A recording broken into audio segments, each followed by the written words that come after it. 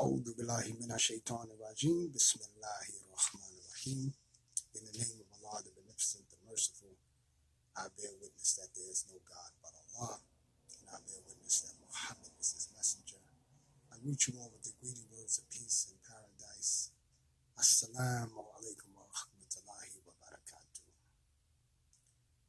That means peace be unto you and the mercy of Allah. This is part 2 of the Triple Threat, a presentation that I did last month. If you have the time, please listen so that you can follow the context in which we are speaking of today. Part 1, I spoke solely about the ventilators. Today, we want to talk about the incentive behind what goes on as a result of putting people on the ventilator. Recently, as you may have noticed, the President of the United States was in town. And from what we understand, he was here to support the mayor in stopping the violence in our community. When I read this news report, I thought of an ayat from the Quran, which speaks of a person, or a type of person, I should say. He said, among the people, they are those whose speech about the life of this world will amaze you. But then the Quran says when they leave, they go about in the land causing corruption and destruction of, fruits and crops and other, works of labor, if you will. So here the President of the United States is saying that he's here to, because he's concerned about the violence that's happening in the African American community. Great speech. But it was his actions and the actions of the governor by default that is causing a lot of this violence in our community. The mandate and the violence, the rise of violence in the Black community are directly connected. So as you know, when this mandate was sent down from the president, from the governor, it caused a lot of businesses to shut down. And those that survived, they had to cut their workforce in order to survive. There are people that had to work less hours in order to keep a job. And there are people who were just cut loose altogether. Big businesses closed many of their stores, talk about chain stores that closed many of their locations. And there are some big businesses that just went totally out of business. And small businesses suffered greatly. And many of them went out of business. So with the destruction of businesses equals the destruction of jobs. The destruction of jobs equal the rise in crime. This is the domino effect. So here, the one who is behind these mandates that caused the destruction of these businesses is now coming in town pretending like, what's happening? What's causing this rise in crime? As if people just rolled out their bed one day and said, let's go rob and steal for food. Let's go out and with guns and take people money just for the heck of it. We're just bored. We have nothing else to do. No. There's a direct economic impact that causes the rise in crime in our communities. So the people put um, a put forth a case against the president's mandate, and they won in the court. However, a part of that judgment was that the states can still make their own decision because that's constitutional. And by the way, the reason why he lost, because this mandate is, as many were saying all along, unconstitutional. So then the governor of New York was taken to court, and she lost the mask mandate, and there was a stay. Now, the difference between a president and a governor, the president cannot be prosecuted while in office, so he has nothing to worry about. But a governor obviously can be prosecuted while in office. Thus, the governor that was elected, Como, is no longer in office because he was prosecuted while in office. So Kathy Hochul said, "Oh, I'm going to fight this judge's order," but then she saw the storm clouds coming, and she was like, "You know what? I'm going to lift the mandate." But just like with the lifting of the president's mandate, the states were left to make their decision. But then when the state lifted their mandate, they left the cities and towns to make their own decisions on whether to keep the mandates in place. So even though in New York State, the mandate is lifted, in New York City, the mandates are not lifted. Now, what's weird about this whole thing, and it's very, very weird, which makes many of us believe that this is a planned thing. First of all, there has never, ever, ever in the history of New York City where an incoming mayor, think about this, an incoming mayor enforces the rules of an outgoing mayor. This is unheard of. Every mayor comes in and blazes their own trail. Those of you who've been around, you remember Mayor Koch. I was a baby when Lindsay was in office, I think. But, you know, Koch, when he was the mayor, Koch was Koch, you know. Everybody knows Koch. And then after him, you know, I don't know if it was directly after him. Then we had our brother, the first black mayor, Dinkins, you know. And wow, we gave our brother a hard time, didn't we? But that's a different story. But he blazed his own trail. And then Giuliani, we know for sure, he definitely blazed his own trail. You know, the Giuliani era is historic. You know, not historic in a good way either, but it's historic. And then, you know, after him, Bloomberg and his stuff, I mean, the stuff he did, putting vending machines in schools and making money off it. I think about that all the time. If a black mayor had done something like that, he would have been in jail for corruption. So he blazed his own trail. He extended his stay in office to a third term and then changed it back to two terms on the way out the door. And then de Blasio, you know, came and he blazed his own trail. You know, he put an end to stop and frisk and, you know, racial profiling and did some other things. And then he left with a mandate. But instead of the new mayor coming in and blazing his own trail, the new mayor is enforcing the rules of the old mayor. And the old mayor is a part of the rich white elite. So here, the governor washes her hands. Okay, I'm going to lift the mandate. But the mayor is so loyal to the white elite that he's firing the very people who voted him in office to be in step with the mayor who is no longer in office. This Key to the City program renews itself every 5 days. The key to the city, if you don't know, is that if you don't take the shot, you can't go to the museum. If you don't take the shot, you can't go to the movies.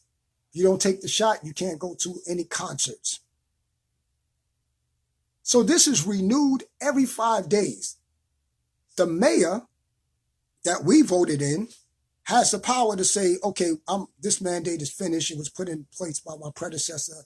I'm no longer going to oppress the people, the taxpayers of the city who deserve access to all of the facilities of the city, who deserve to enjoy themselves at concerts, who deserve to eat out. I'm not going to put that oppression on the people that my predecessor did under so-called state of emergency situation, which, by the way, we are no longer in a state of emergency. The deaths from the virus have went down, and hospitalizations are down. And, why is he still imposing emergency mandates of his predecessor? This is unheard of. This guy he's more loyal to his predecessor than he is to the voters that voted him in. This is insane. This is really insane. And then to see him on TV talking about the president, if you ask the president who his favorite mayor is, he would say it's me. So even though the president was beat in court and had to give up the mandate, the governor bowed out. He's holding up the mandates of the people who was forced to give it up themselves. Wow. This is a very, very crazy time. So we're going to see how this thing continues to play out. And, we got to hold our brother accountable. We love our brother. We knew our brother from way back in the day when he was with the 100 Black Men in law enforcement. And, he community activist as a police officer. And to see him in lockstep with the rich elite going against his voter base. Wow. Let's pray for him. So let's go to this incentive. So the political incentive is that if you drive up the numbers of deaths, whether falsely or truthfully, of the virus, you get to impose these political mandates on the people. Now that the justification is not there, they, shouldn't have the power to do this. But what we are learning is that a lot of the reasoning behind the justification, it was false. Even the media now is coming out and saying that the numbers that were attributed to the virus were really from the comorbidity factors and not from the virus. And as we said in part 1, a lot of these deaths are from the ventilator. Now, did you know that hospitals get anywhere from 13 to 30,000 when they put a patient on a ventilator for 4 days, and that in 4 days, people are likely to die on a ventilator? And you may say, well, what kind of profit is that? How is that an incentive? Well, it's an incentive for the hospitals, not so much the doctors. The doctors are not getting any profit off of this. And, so don't get upset at your doctor. They're not making any money, but the institution itself, whether the person lives or dies, they get anywhere from $13,000 to $30,000.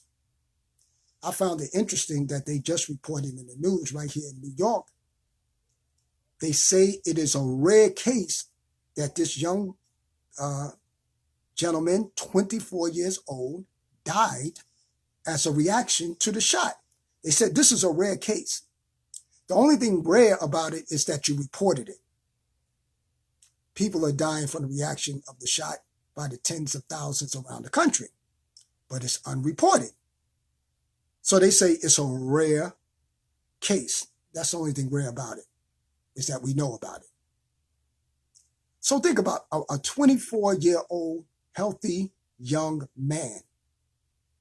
Now, what has to be investigated, did he die at home or did he die on a ventilator? So think about this. $30,000 when a person gets on that ventilator, whether they live or die. You may say, well, that don't make sense. Why would you pay somebody? They died. How is that profitable to give somebody $30,000 and the person died? I'm going to show you how. See, the human being has become like cattle. And the scripture says they're like sheep, right? Easily led in the wrong direction, hard to lead in the right direction. Well, not only are they sheep like that, you know, a sheep or a cow, you know, when you kill them, you can eat their meat, right? When they're alive, you could drink their milk, right? You could take their skin, you could make a coat. Do you know the human being has become a profitable mammal, dead? You didn't know? A liver transplant costs $330,000. So that young man that they say that died from the reaction of the shot, if they stole his liver and they are doing things like this, stealing body parts, selling it on the black market, if they take his liver and just stuff him and, you know, put him before you, you see your relative laying there in the casket, you don't know if his liver is gone or not. You're not going to look either. You're not even going to ask. You just see your relative there. And you make your, you say your condolences and your eulogy and your prayers over the body. That liver could be gone.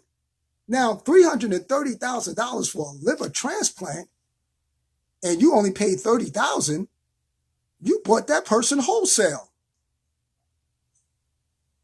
And if you only paid $13,000, you got that person cheap. Because a liver transplant alone, $330,000. Allahu Akbar. Kidney transplant, $152,000.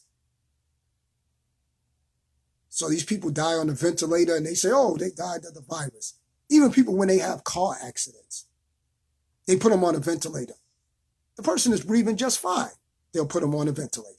And if they die on a ventilator, oh, he died from the effects of his injuries. Really? So in your mind, the person is sitting there in pain. Then they croak. No, they put them on a ventilator.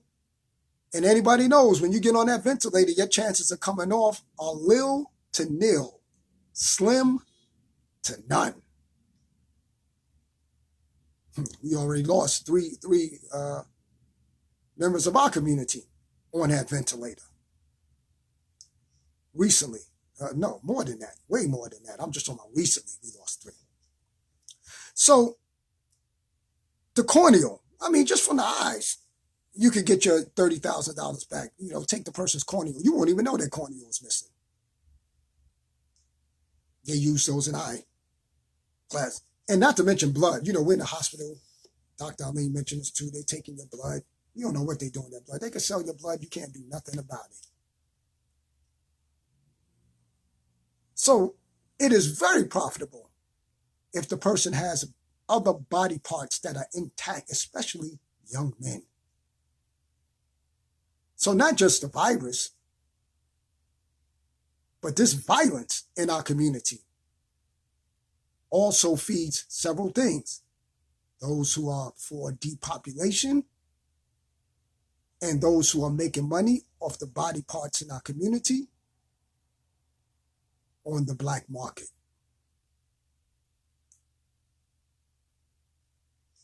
May Allah protect us from this. I mean, so what I want to share with you before I close out is, we have to do everything we can to stay out of the hospital. I often cite my own situation. I was darn near dead before I went into the hospital. Try every remedy possible to stay out the hospital, and don't allow them to put you on a ventilator under no circumstances, because it hasn't been proven to help nobody. Now, what usually makes a person want to get on a ventilator is the symptom of shortness of breath. Shortness of breath is a scary thing. I experienced that. It's a very, very scary thing. So they tell you, oh, this machine, if you get on it, it's going to help you to breathe. So you're like, oh, let me get on this ventilator. Then you never come on. So what we want to know is, what can we do if we get the virus and we have the symptom of shortness of breath? What can we try before we go to the hospital and they scare us into getting on that machine? So I want to share something from a sister. She's a retired college educator, a clinical laboratory scientist and microbiologist. Her name is Vivian Stewart. Her daughter was sick from the virus. She had the symptom of shortness of breath. And she used this method, and this was her experience. I repeat, this was her experience with using this method to treat shortness of breath. So I'm going to share with you. And if you happen to experience this, or your loved ones are experiencing this, try it before running to the emergency room. So what she did, her daughter put Vicks on the chest, and put a towel over the Vicks. So what she did, number one, she took some onion. She took an onion, chopped up an onion. This is onion. And if you don't know the history of onions and how it's been used for health for thousands and thousands of years, from time immemorial, do some research. Onions are very powerful.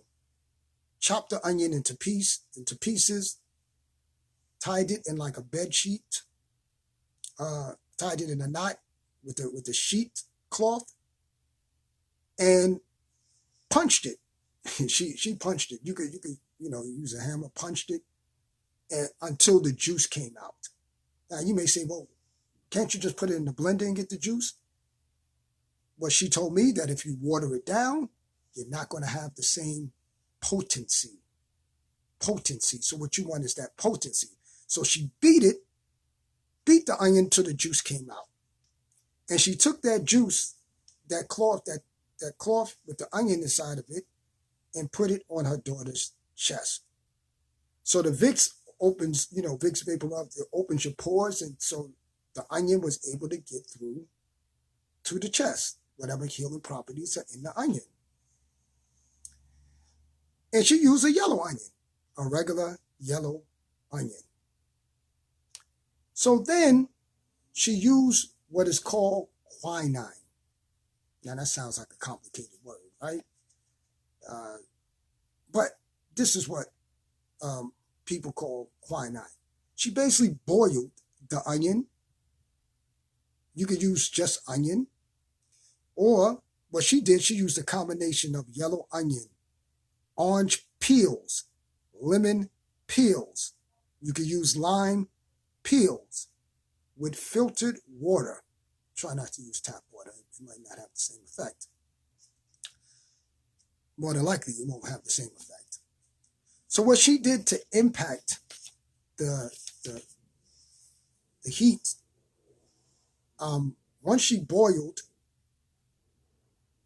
the onion with the orange peel, the lemon peel, she put it before her daughter for a period of about 20 minutes. Just held it before her so she could breathe in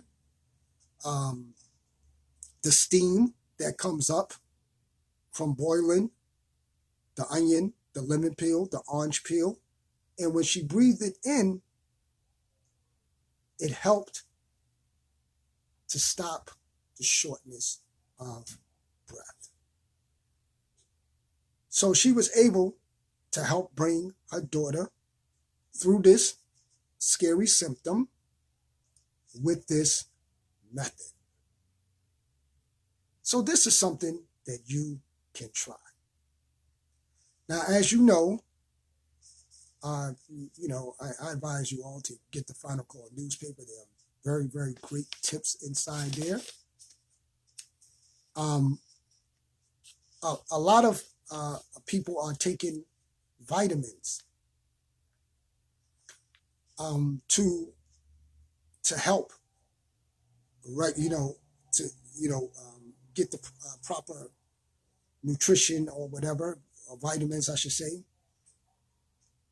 in order to build their immune system to fight against a potential threat. That's fine. But I heard one of our ministers say you should consult your doctor, even though, many are recommending the vitamins, you should consult a doctor in terms of what vitamins are you missing.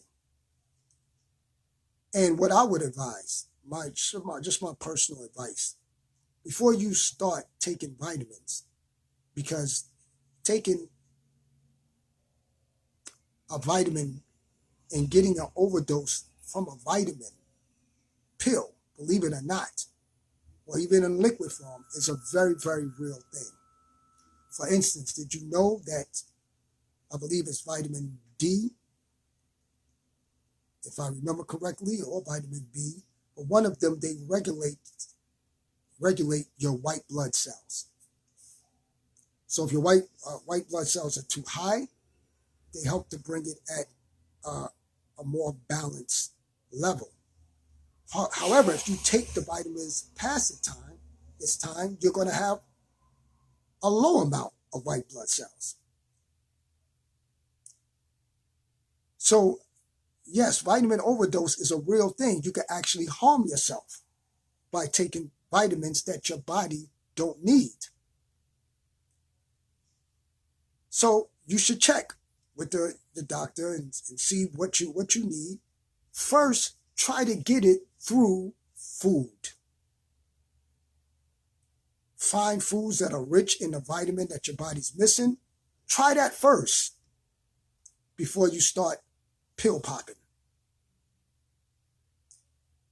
And in a later presentation, I will read from the research that I have done, where these things can actually do more harm than good. Try to get it through food first and foremost. And then go back, do a checkup, and if your vitamin level is sufficient, leave the pill popping alone. Because you don't want to harm yourself in an effort to prevent and boost your immune system. It's the same with any medicine. One thing we learned in the book, How to Eat to Live, by the Honorable Elijah Muhammad, he said, you may need medicine sometime. He said, but once the medicine restores the balance in your body, leave it alone. If you're taking antibiotics, once your body gets to a level where you don't, you feel like you're well and it's functioning normally, stop taking it. Because if you take any medicine, any pill, any vitamin past its time, it will harm you instead of helping you.